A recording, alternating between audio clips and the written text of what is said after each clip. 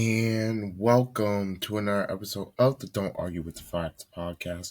I'm your host, Noah Love, and today we will be talking about everything about the college football rankings, my takeaways, the bracket, some of what the committee, some of what they did, some things I liked, some things I'm okay with. There's a couple things I didn't like. We'll get into that in just the full rankings and the bracket setup as of right now. So without further ado, let's get into it. Let's start with just the rankings. From 25 to 1. 25 is Arizona State. 24 is Tulane. 23 is Houston. 22 is Missouri. 21 is Illinois. It's a whole new 5 there at the bottom of the rankings for the third rankings. Number 20 is Tennessee. Number 19 is Virginia. Number 18 is Michigan. Number 17 is Texas. They fell 7 spots, which means probably their path to the playoff is gone. 16 is Georgia Tech. 15 is USC. 14 is Vandy. 13 is Miami. 12 is Utah. 11 is BYU. Number 10 is Alabama. Number 9 is Notre Dame. Number 8 is Oklahoma. Number 7 is Oregon. Number 6 is Ole Miss. Number 5 is Texas Tech. Number 4 is the Dogs, Georgia. Number 3 is Texas A&M. Number 2 is Indiana. Number 1 is Ohio State. Top 3 remains the same. Obviously, the top 5 there is some changes with Georgia now getting in a bye. So here is what it would be for the bracket. The top 4, Ohio State, Indiana, A&M, Georgia, all would get byes. Texas Tech as the 5th spot will play at home in Lubbock against Tulane, who in this the committee would think they would be the best group of 5 champion. I believe the group of 5 champions should be the group of 5 representative should be from the American Conference. Sorry JMU, but yeah, I think that's what it should be. A 6-11 matchup would be Ole Miss versus Miami. Miami's still gonna need a lot of help to get in. The 7-10 would be Oregon, Alabama in Autzen. Sign me up. And the 8-9 would be Oklahoma and Notre Dame in Norman. Sign me up.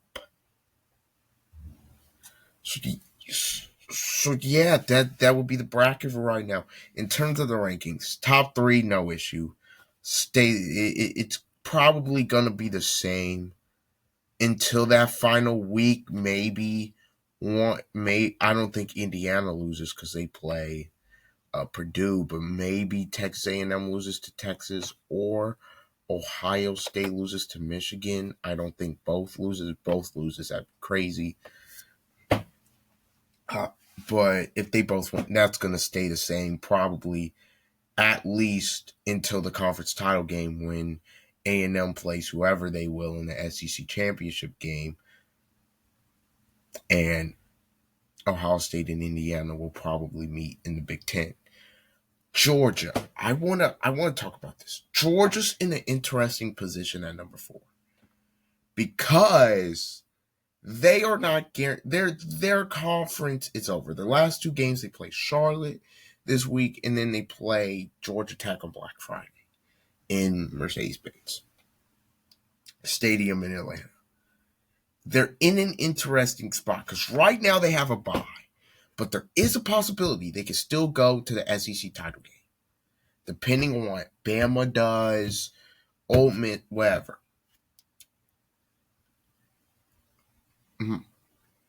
If you are Georgia, do you want to go to the SEC title game If you win, you get the first round bye. But if you lose, there may be a chance you drop a slot, which means you don't get that first round bye. Do do you want that, or do you want to be 11-1, somebody else playing in Atlanta, but you potentially still getting that bye? To me, they're in a very interesting position at 4 right now because of the Alabama losing. It's very interesting. What would you want to be? Because again, if Bama wins, they're gonna win their last two. But if they beat Auburn, they're gonna go and probably play A&M. So that would be very intriguing for Georgia. As because Georgia as 11-1, you would think they would get a bye. But what if Texas Tech? They're gonna have that extra game. What if they win the Big 12? Do they jump into that top 4? Because even if they move up, I don't think they're going to be able to get in top 4. And maybe there's a chance they can still get home game, but I don't think they'll be able to get in top 4. So Georgia is in an interesting position based off of that. We'll see what happens there. Texas Tech at 5, I'm good with it. Ole Miss, they have the Egg Bowl. As long as they don't lose, which I don't think they will, they're almost a lock. Well, they may be a lock to get a home game. Oregon's got to win out, obviously, if they lose to USC this week. If USC beats Oregon this week, things get very interesting with the bracket. To me, that's the only way Notre Dame can get a home game is if an Oklahoma or an Ole Miss or an Oregon loses. To me, they can't move up the way they can't. To me, barring anybody gets upset, to me, they're not going to be able to move up. They're kind of, I think 9 is the best they're going to do. I think Bama can leapfrog. BYU can probably leapfrog. USC can. Georgia Tech can.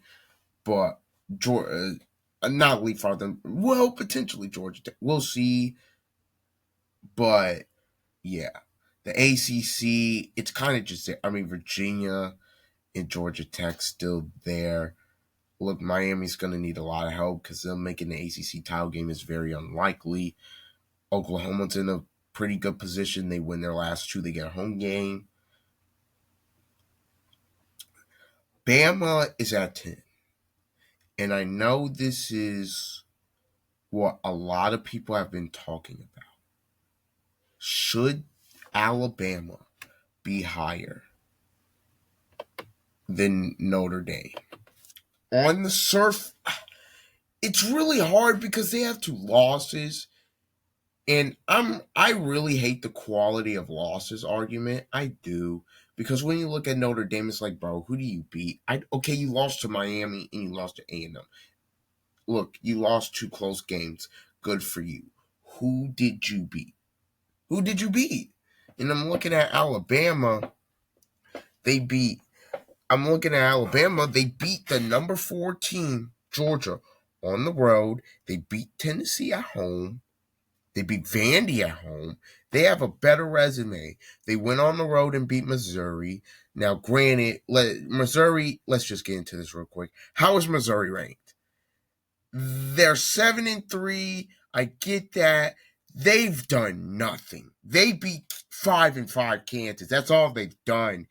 And they're in the top 25 based off of what? Oh, they have that SEC patch? Okay, that's why they're ranked. We can continue because that's the only reason why they're ranked. Let's just be honest about it. That is the only reason why they are ranked because they have that SEC patch. That's the only reason why they're ranked, and it's okay. We can accept that. If you don't accept that, go look at their resume, go look at the schedule, go watch them actually play. If you don't agree, I don't know what to tell you. Clueless. Anyways, let's get back to Bama. Bama has a case to be above Notre Dame because of their wins. The losses, the quality of losses is so dumb. I hate that. Like, Alabama has a horrific loss on the road to Florida State by 2 scores. You can't explain that. You can't defend that. But I do feel like who you beat has to matter. And the committee was talking about this same stratosphere.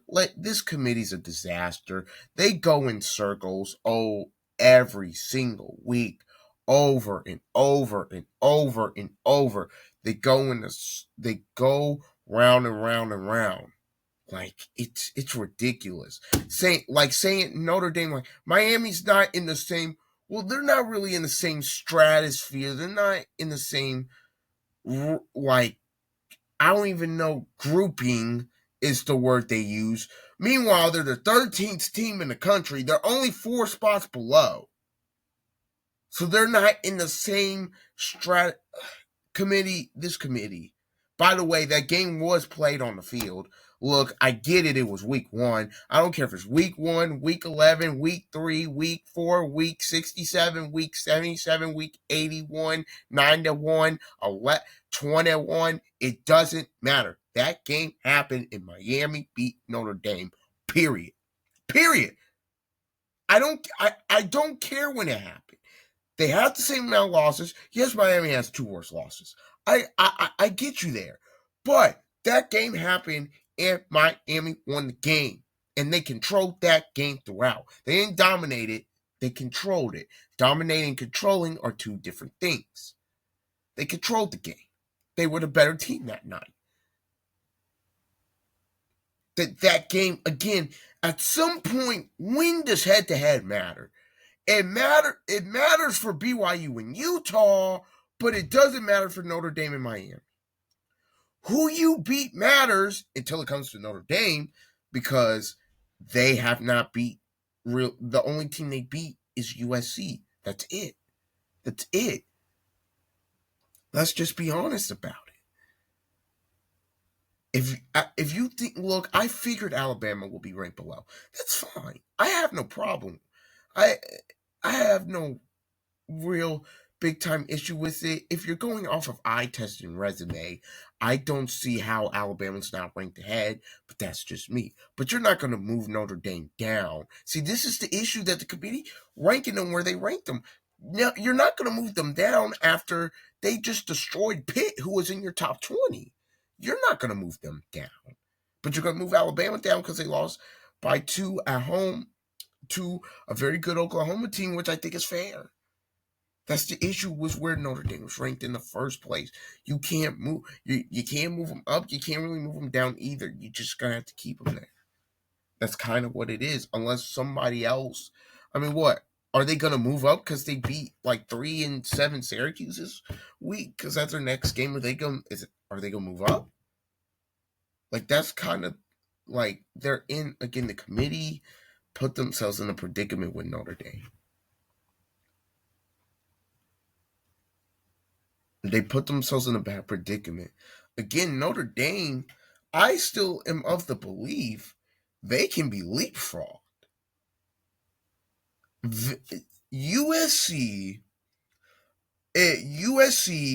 Michigan, Texas, Utah, and BYU will have better resume opportunities. BYU, Alabama, if they win their next 2, and mainly the Auburn game, they'll go to the SEC championship game most likely, and they'll have a chance to play probably A&M or Ole Miss, A&M or Georgia, which for resume wise, is going to be great, because that means if they win, they will jump. BYU has a chance to play Texas Tech most likely again in the Big 12 championship game. If they beat them, they'll probably jump. Utah, I don't know why I really included them. Vandy, I don't know if them winning on the road at Tennessee will be enough to jump. But USC, some things need to happen. But there's a chance USC could go to the Big Ten title game. They will have to win on the road at Oregon, win their last game, have Michigan beat Ohio State, and that's their path.